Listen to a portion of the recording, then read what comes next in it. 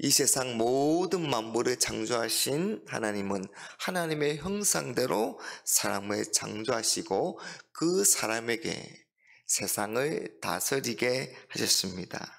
그러면서 아담에게 동산의 각종 나무의 열매를 먹되, 먹고 싶은 대로 먹되 선악을 알게 하는 나무의 열매만은 먹지 말라고 금하셨습니다. 그리고 먹는 날에는 반드시 죽으리라고 하셨습니다.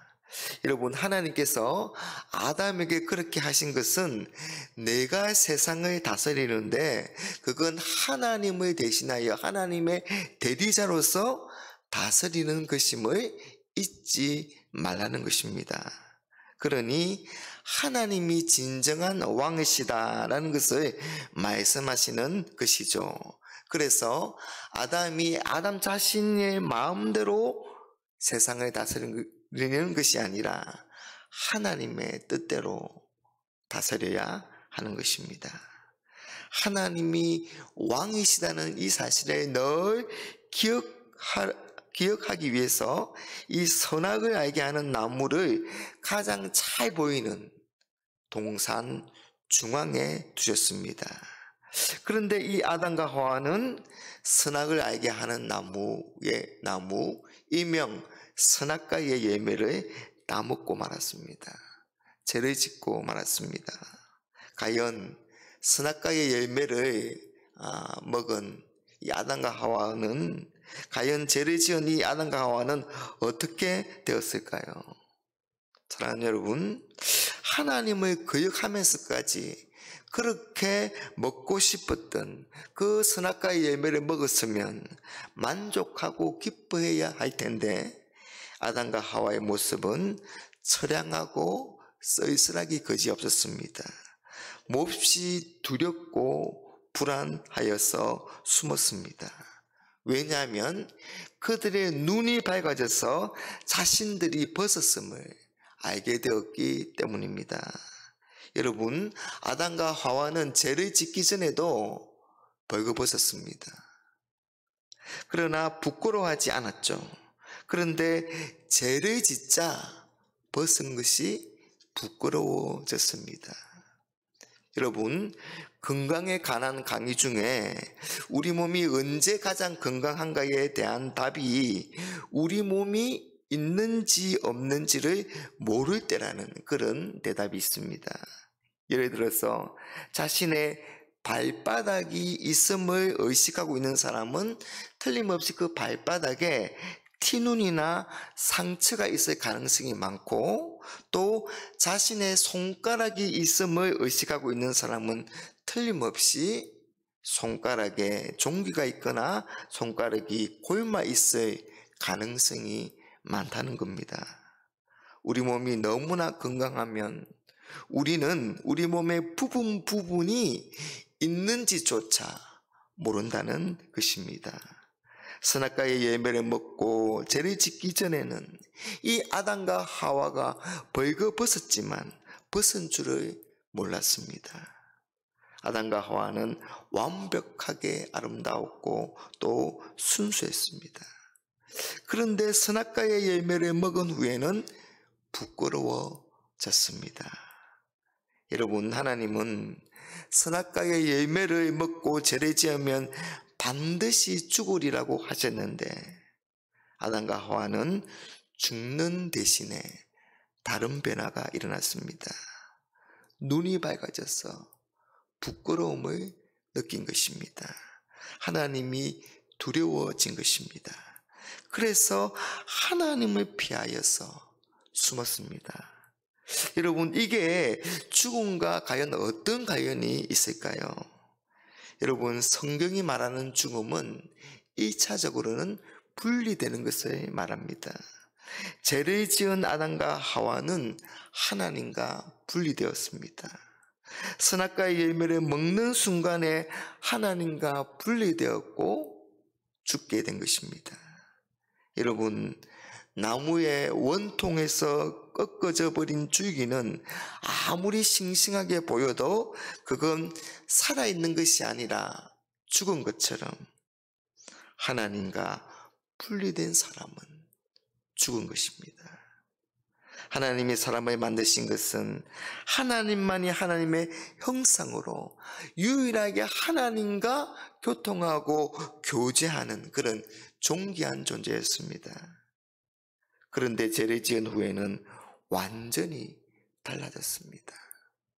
8절 말씀에 그들이 그날 바람이 불 때 동산에 거니시는 여호와 하나님의 소리를 듣고 아담과 그의 아내가 여호와 하나님의 낯을 피하여 동산 나무 사이에 숨은지라. 여러분, 아담과 하와는 만나면 반갑고 생각만 해도 그런 기쁜 존재였는데, 그러나 이제는 하나님을 피하고 도망하고 숨는 그런 존재가 된 것입니다. 스스로 하나님께 나갈 수 없습니다. 참 비참합니다. 하나님께 그들이 스스로 나갈 수 없으니, 그래서 하나님이 아담과 하와를 찾아오십니다. 찾아오셔서 그들의 이름을 부르시며 묻습니다. 아담아, 내가 어디 있느냐? 너희의 벗었음을 누가 내게 알렸느냐? 선악과의 열매를 먹었느냐? 내가 어찌하여 이렇게 하였느냐?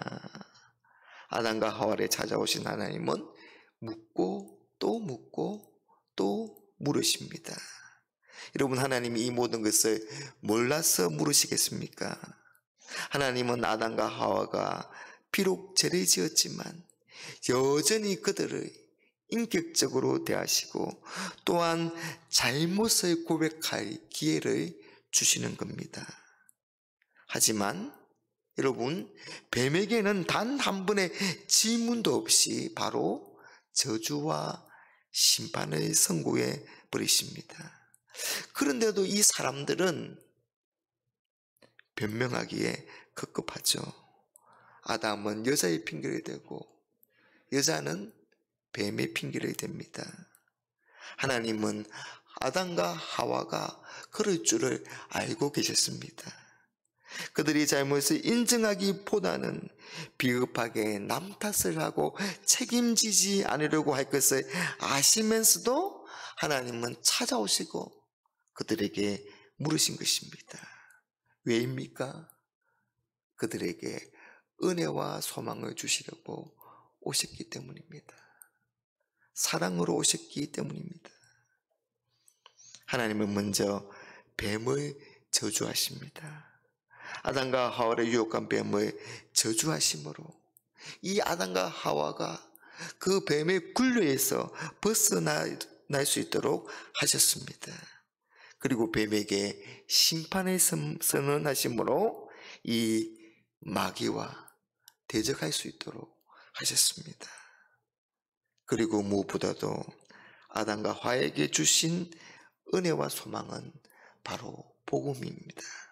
15절 말씀에 내가 너로 여자의 원수가 되게 하고 내 후손도 여자의 후손과 원수가 되게 하리니 여자의 후손은 내 머리를 상하게 할 것이요 너는 그의 발꿈치를 상하게 할 것이니라.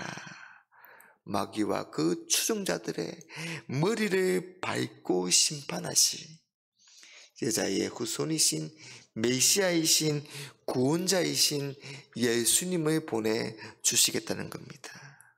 하나님의 독생자를 보내주셔서 우리를 구원하신다는 겁니다.